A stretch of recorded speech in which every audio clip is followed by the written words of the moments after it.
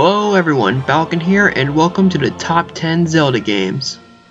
The Legend of Zelda is a series I've loved for years. It is by far my favorite franchise.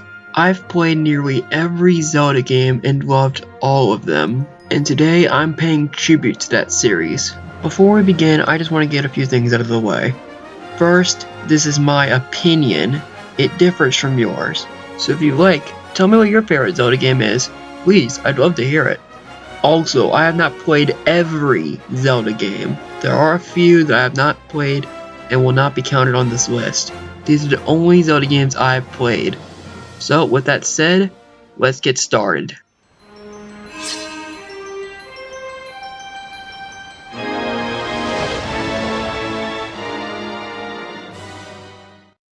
Oracle of Seasons and Oracle of Ages are two of the first handheld Zelda games, but for their age, they make their mark. These are two of the best Game Boy games I've ever played.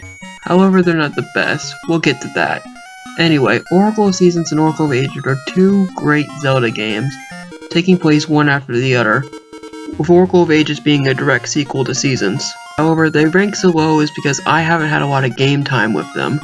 I've only been able to play them from emulators, and as you all know, a lot of emulators for Game Boys aren't very good. But for what they are, they deserve a spot on this list.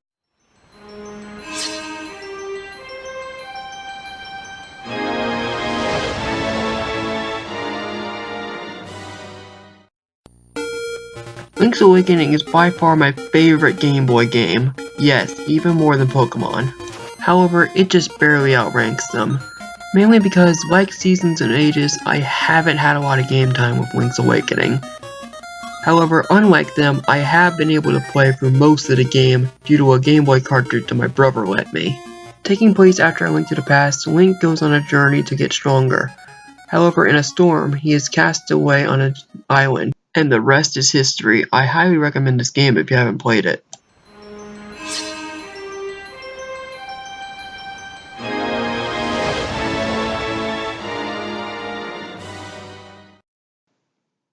Well, nostalgia strikes us once again.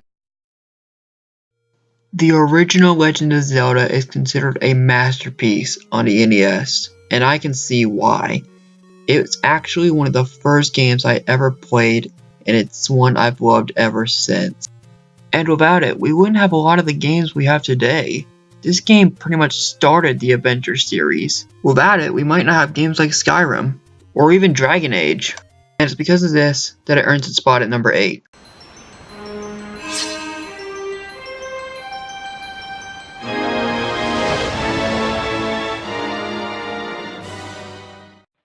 Man, there sure are a lot of handhelds on this list. Don't worry, I'll get to the console games eventually. Anyway, Spirit Tracks is a great game, which really is underrated in my opinion. A lot of people dislike it because of the train mechanic, which I honestly... Not to mention, Spirit Tracks holds one of my all-time favorite scenes from the series, Zelda's Freak Out. Pure comedy gold. Speaking of Zelda, I absolutely love how they portrayed her in this game, allowing you to use her to help you with different puzzles as she is your companion. This was a great idea, and I wish they would do this in future Zelda games. But wait, what about Phantom Hourglass? Well, unlike Oracle Seasons and Ages, which pretty much are identical games, Phantom Hourglass is totally different from Spirit Tracks, and while I do love it and really enjoy playing it, I think Spirit Tracks takes it by just a bit. But I guess I can give it an honorable mention, even though I'm just giving it because of Lineback.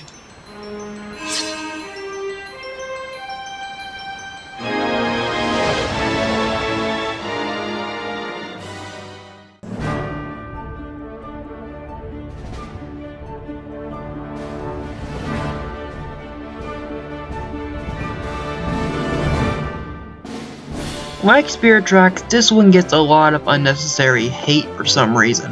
And again, I don't see why. A lot of people say it's the controls, but they're a lot of fun to mess with at times. Feels like you're holding the Master Sword in your hand. A few of the more modern day Zelda games have tried this, but none of them have gotten as close as that as Skyward Sword. Another great thing about this game is the music. This has by far one of the best soundtracks I've ever seen in a Zelda game. Heck, my channel's theme is a remix of Ballad of the Goddess. Also, this game gave us Girahim. Enough said. But I will admit, the game does have a few flaws. Mainly resetting the controller. Words cannot describe how annoying this is. But for the most part, it's a pretty darn good Zelda game.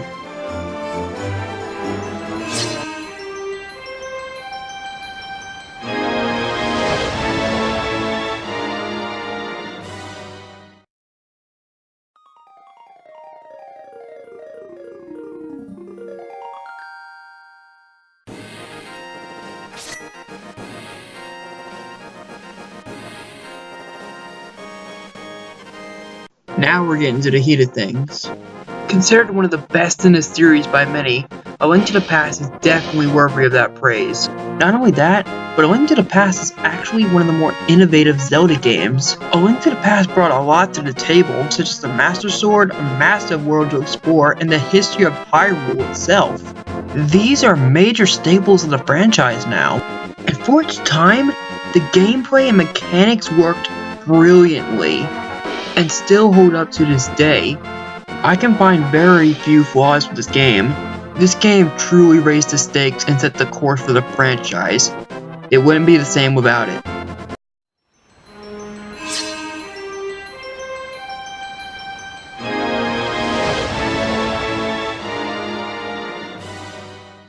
Okay, I promise this is the last handheld Zelda game. Now, with that said, the next entry is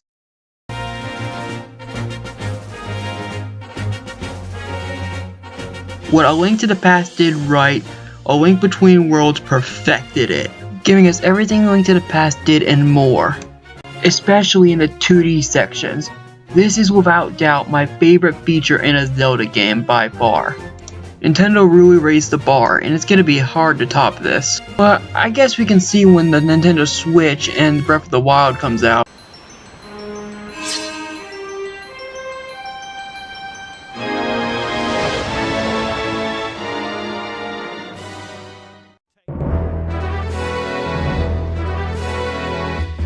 Here is where things got close, but at number 3 we have Twilight Princess. Me and this game got a little bit of history. You see, for a while I lost my love of this series, and Twilight Princess is what brought me back. After I played through it, my love for the series sparked anew and I never looked back. Now there are 2 things that set this game apart from the others, one of which is Wolf Link and the other is Midna. My god, I love this character.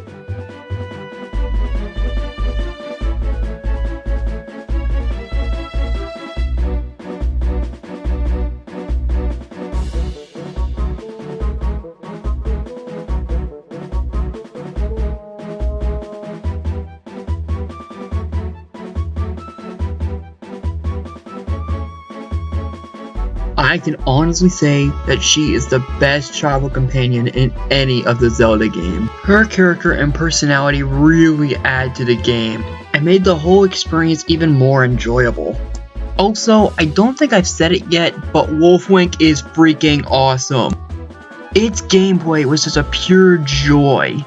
Wolves actually happen to be my favorite animal, which really added to this experience. Not to mention the music. Oh my god, I love this soundtrack. Especially this one in particular.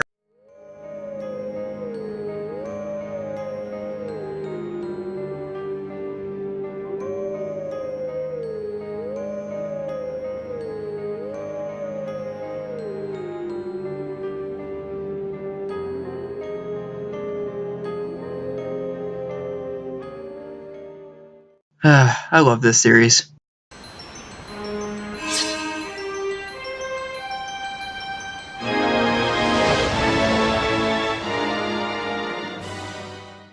Please don't kill me.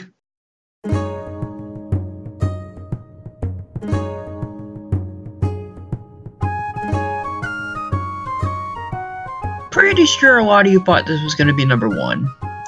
And I'll admit it, it was a pretty darn close call, because I freaking love this game. Out of all the Zelda games, I find the most enjoyment in this one. The cartoony style of gameplay is just a pure delight, and it leads to a lot of my favorite Zelda moments. This one in particular.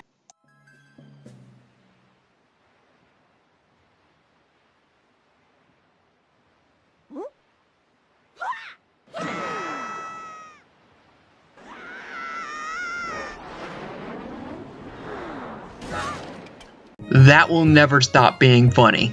Wind Waker also has the biggest overworld of any Zelda game, thanks to its mechanic, the Great Sea. I spent hours exploring this thing, and still never found everything. But the question still remains, if a Wind Waker isn't number 1, what is? Well, let's recap. Number 10, Oracle of Seasons and Ages. Number 9, Link's Awakening. Number 8, the original Legend of Zelda. Number 7, Spirit Tracks. Number 6, Skyward Sword. Number 5, A Link to the Past. Number 4, A Link Between Worlds. Number 3, Twilight Princess. And number 2, Wind Waker.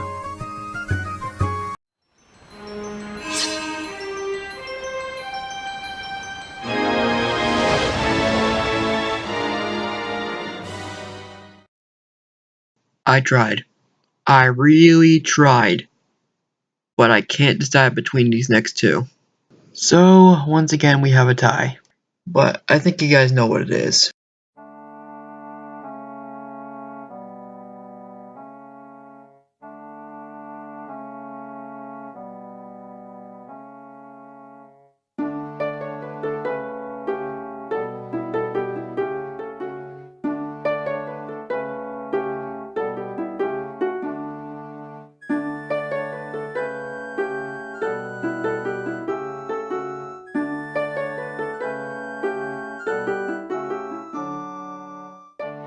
What do you think was going to be number 1?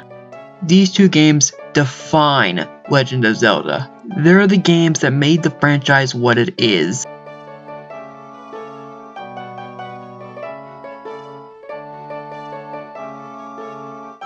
Well, at the time of this video's making anyway. But I can easily see why these games are held in such high regard. They define not only Zelda. Seriously, look up adventure in the dictionary, you'll find a picture of one of these games next to it.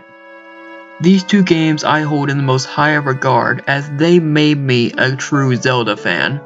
With Ocarina of Time being that of a coming of age story and Majora's Mask being a fairy tale come to life. They're both nearly flawless games and I love them to death. I don't know what the future holds for the Legend of Zelda series, but with the new release of Breath of the Wild, I think the franchise is in good hands. And the future has never looked brighter.